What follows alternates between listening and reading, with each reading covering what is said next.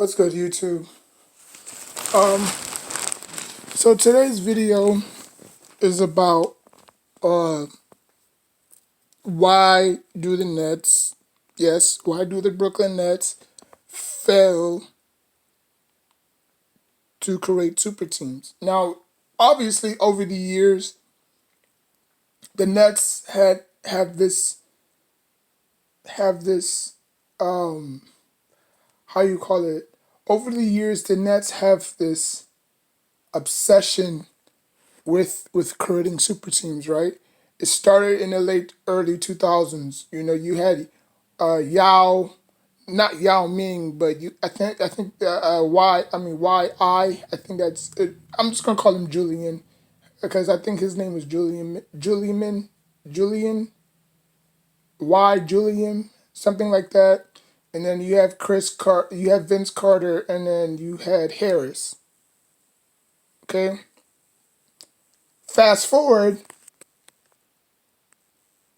2014, right? When they moved to Brooklyn, right? You had the big three there.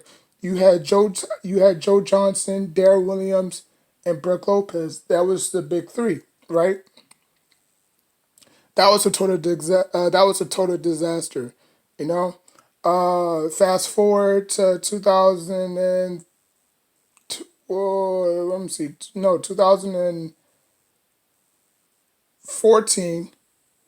You had who? You had Paul Pierce, and you had an aging Paul Pierce. You had an aging Terry Crews. No, not Terry Crews. Uh, Jason Terry. Okay, and then you had an aging Kevin Garnett. Even though they went to the playoffs, I think they got swept by the Miami Heat.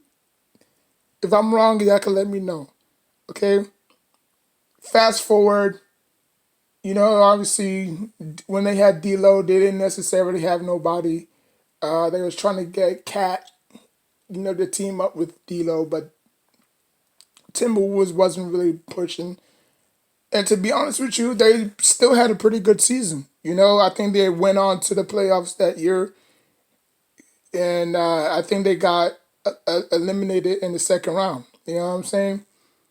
And then you had what you have right now, in Kyrie, KD, and James Harden. Now, obviously, for the past what 2 months, 2 years, we all know KD sat out. James Harden, you know, James Harden wasn't there yet. He was trying to force his way out of Houston. Kyrie only played like what 27 games, I believe, and then he wind up, not playing the rest of the season.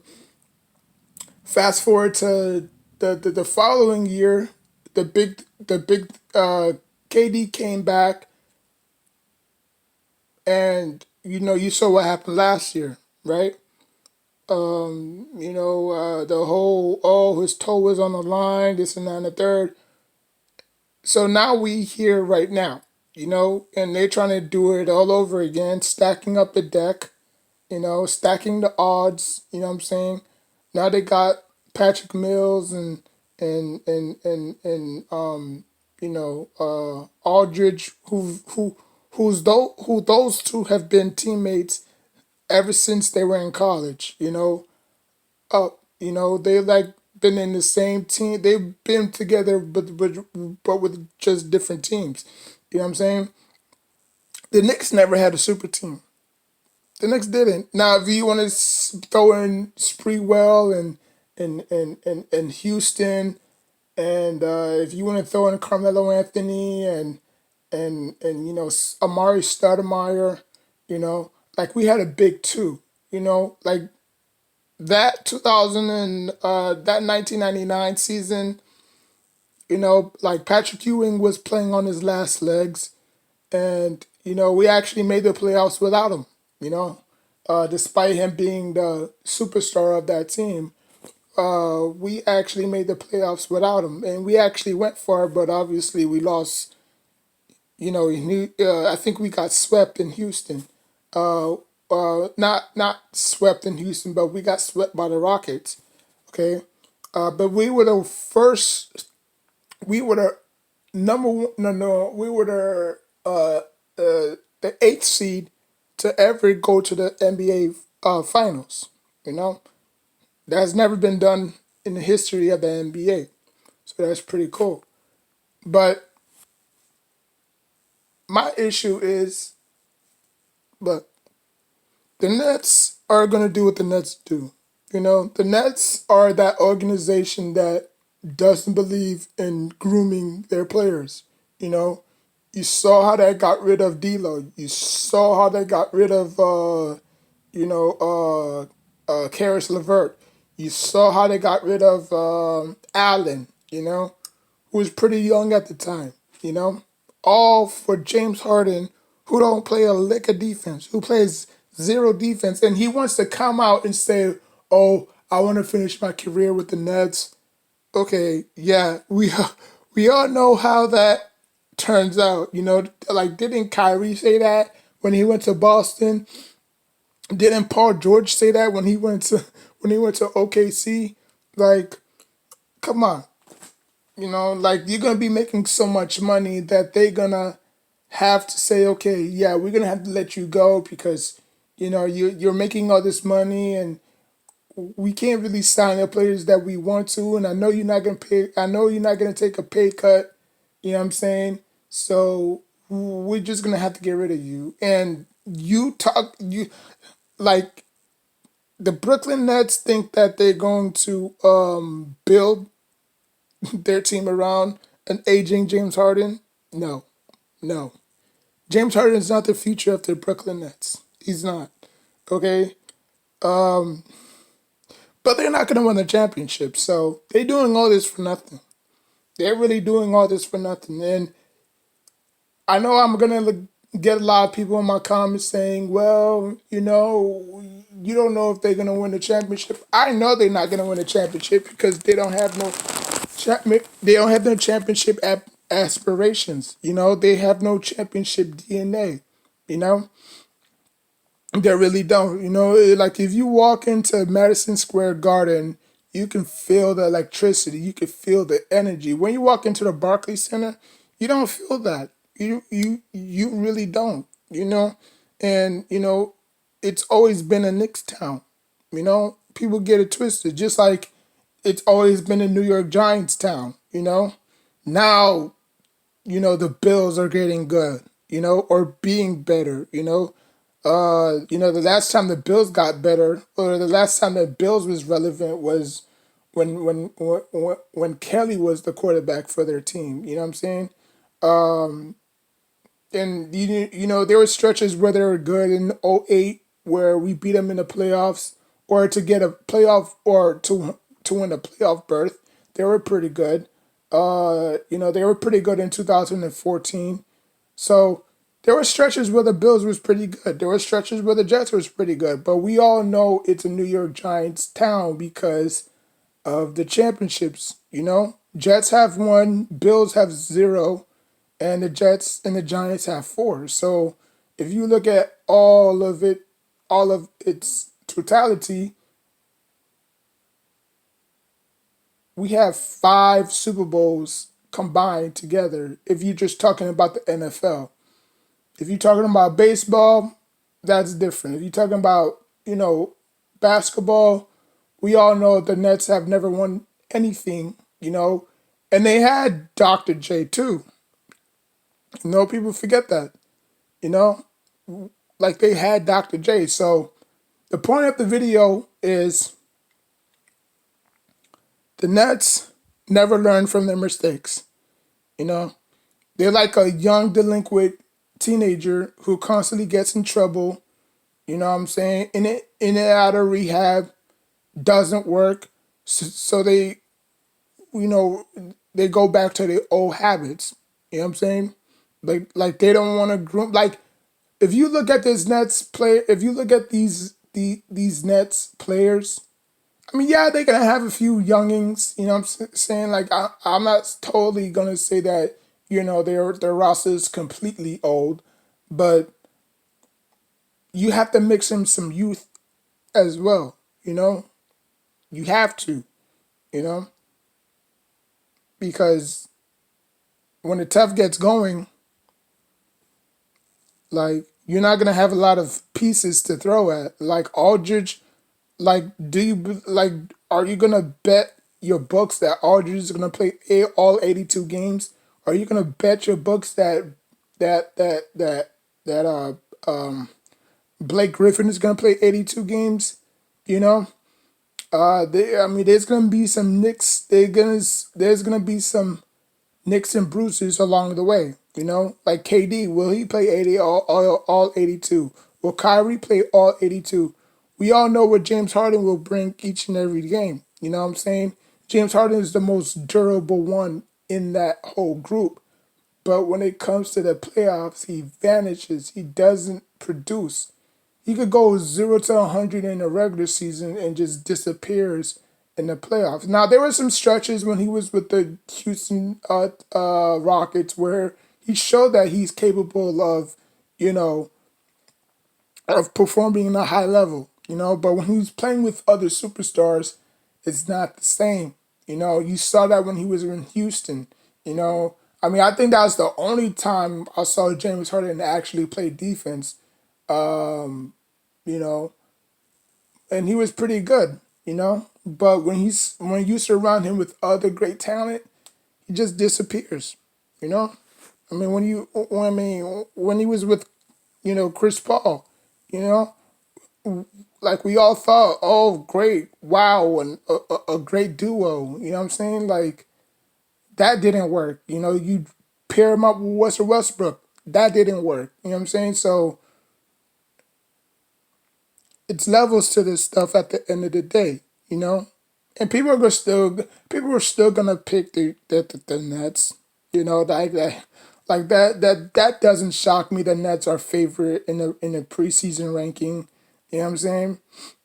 Because y'all haven't learned your lesson. Y'all like a 5 or 4 year old child that says when I tell them don't put your hand on the stove, and what do? As soon as I turn my back, you put your hand on the stove. You know what I'm saying?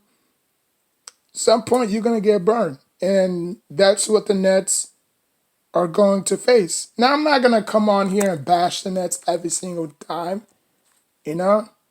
Like I know they're gonna be, I know they're gonna make the playoffs, but they're not gonna get far.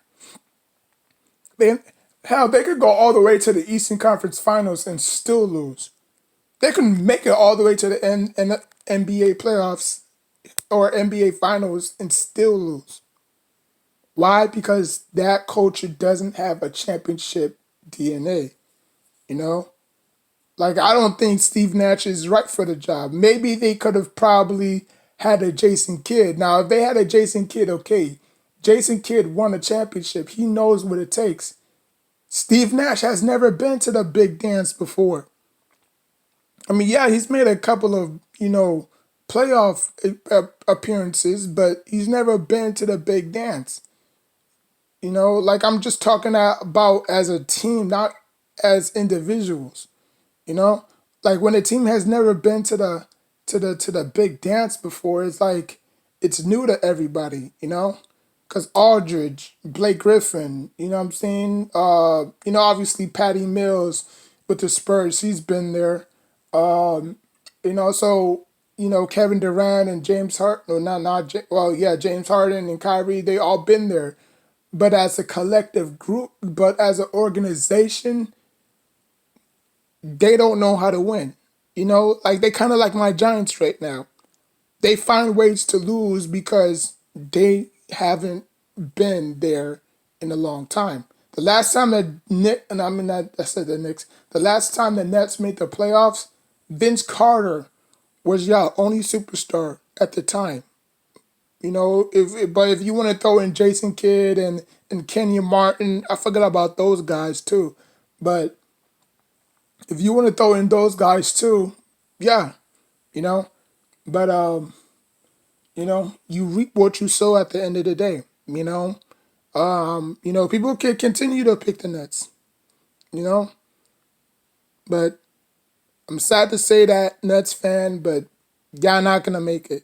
Y'all not. Y'all gonna flame out like y'all always do because I think the Bucks is y'all kryptonite. I really do think so.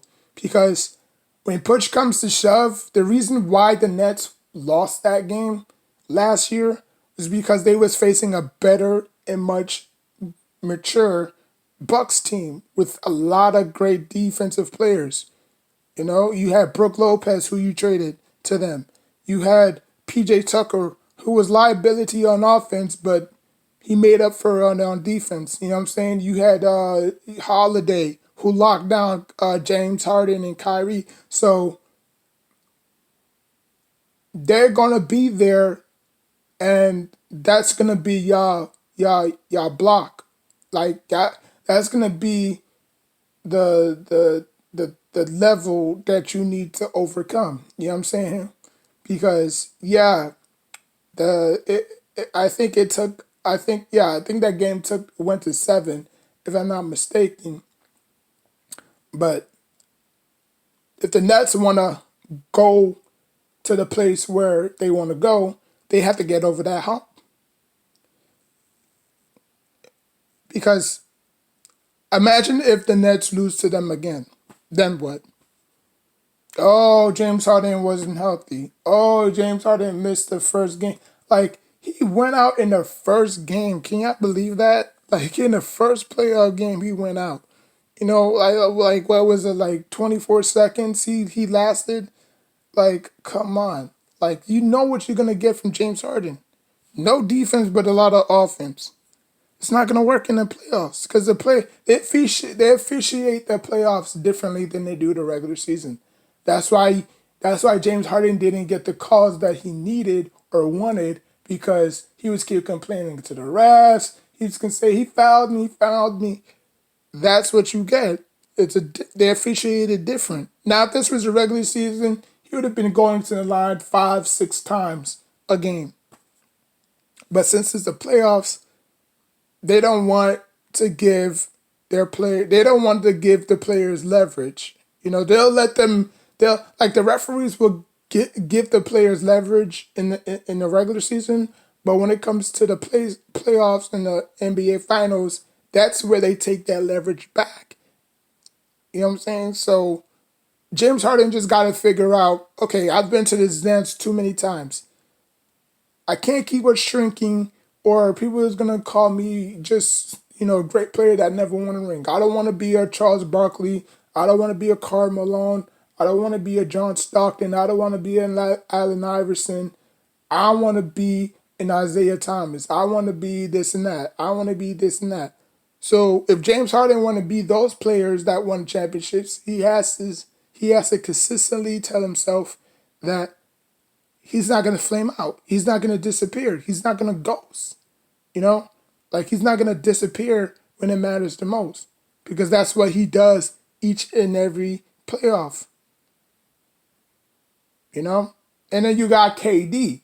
Oh my God, KD. Now, obviously, KD came out and said that he also wants to finish his career with the damn Nets. Like, listen, I have no problem with them saying that, but in reality, it's not going to work. Because again, the Nets are not going to build their team around an aging, well, how old is he? Like 30, 34, 33? So they're not going to build their team around an aging KD, even though I think KD still have a lot left in the tank. But come on. Come on, the Achilles tear, you know what I'm saying? Like, we don't know if that's probably gonna go back and haunt him again. You got James Harden you got James Harden flaming out in the playoffs, and then obviously Kyrie with his foolishness. Like, come on, man! Like, the painting's on the wall. If y'all don't see it, y'all blind as hell.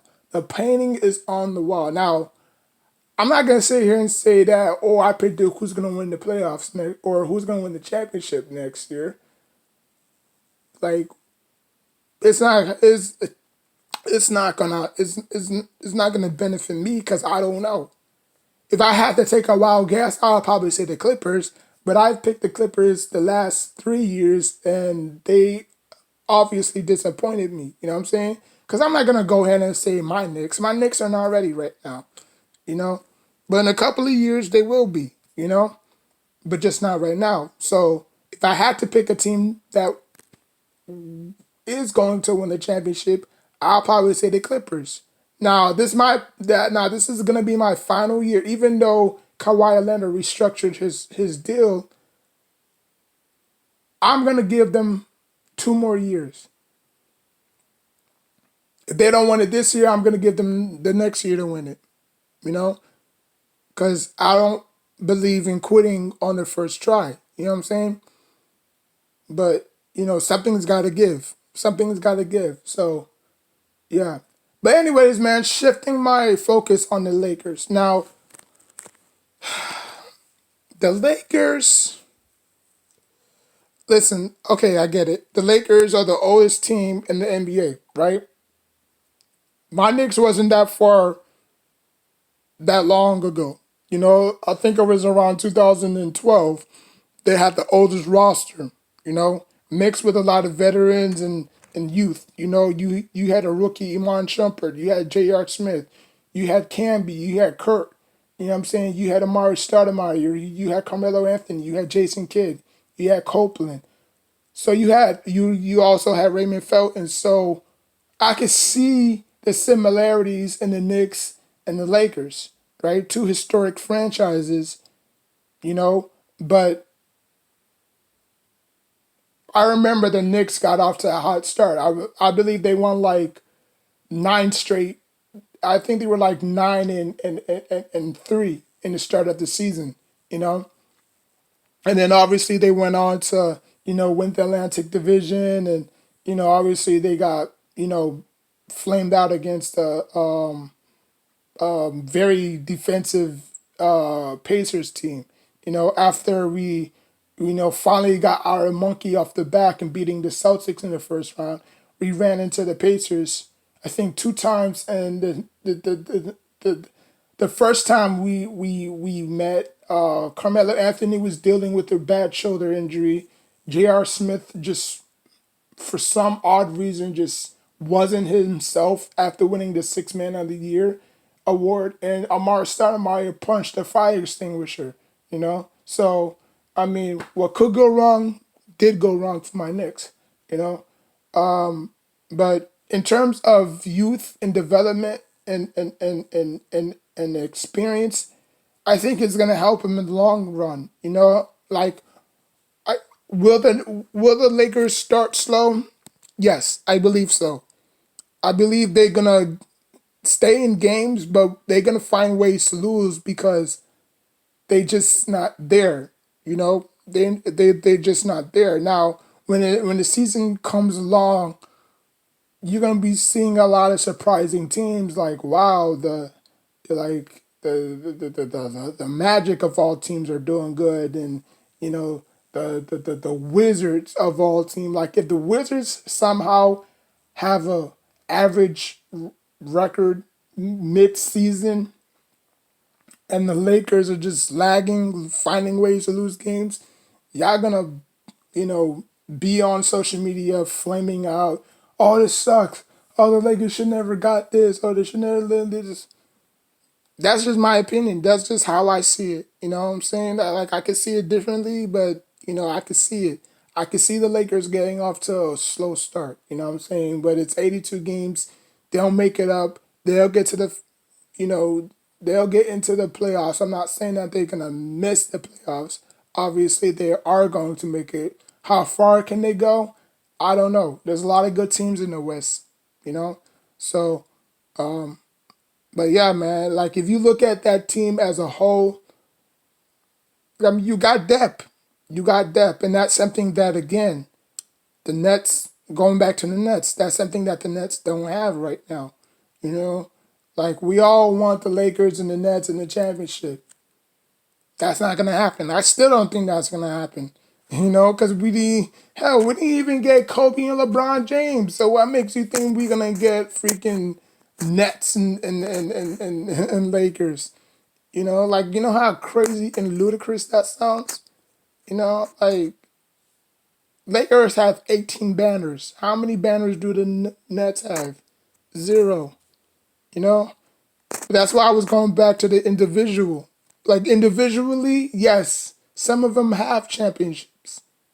But as a whole, as an organization, as a team, they don't know how to win. They don't know how to win the big games. And that's crucial, you know? But this is why we play the game. We'll find out not September, we'll find out October 20th. I mean, obviously preseason is tomorrow, but we'll find out tomorrow. We'll find out October 20th when the season kicks off. You know what I'm saying? Brooklyn Nets facing off the defending champions. And this is why the NBA does such a good job of the schedules, man. Like, I can't give the NBA enough credit because they know how to manage a schedule. You see how two teams from the Atlantic Division made their playoffs last year. So we have my Knicks taking on the Celtics, and we have the Bucks taking on the Nets, and we also have the Lakers taking on the Golden State Warriors with Klay Thompson coming back. This is exactly what I say when I say that the NBA does a better job than the NFL of doing these schedules. Because if you look at the NFL schedule, a lot of surprising teams. Like the NFL is just bad right now because a lot of bad teams are doing good. The Panthers, the Texans, after all they went through with with Deshaun Watson. I mean, you have the Broncos. Like, you have a lot of bad teams that's winning, you know, which they should have been in the basement. Now, obviously, the Broncos, they have a pretty good defense, so I'm not going to totally rip them off. But again, you face who you face on your schedule, you know. Whoever is on your schedule, that's who you face, you know. But, it is what it is. But I'm just ready for the NBA. I mean, I know a lot of people are gonna take a lot from the preseason because like the stars are not gonna play in the preseason. They're not. LeBron James is out. Anthony, I don't think he's playing. Westbrook, he's out. Carmelo Anthony's out. So they're not gonna play. They're not gonna play in the preseason because they don't want to risk injury or this and that. So they'll just let the undrafted free agents or rookies and free agencies do their part. You know what I'm saying? So I don't expect RJ to be out there. I don't expect Julius Randle. Now, if they want to be out there to knock off the Russ or whatever have you, that's fine.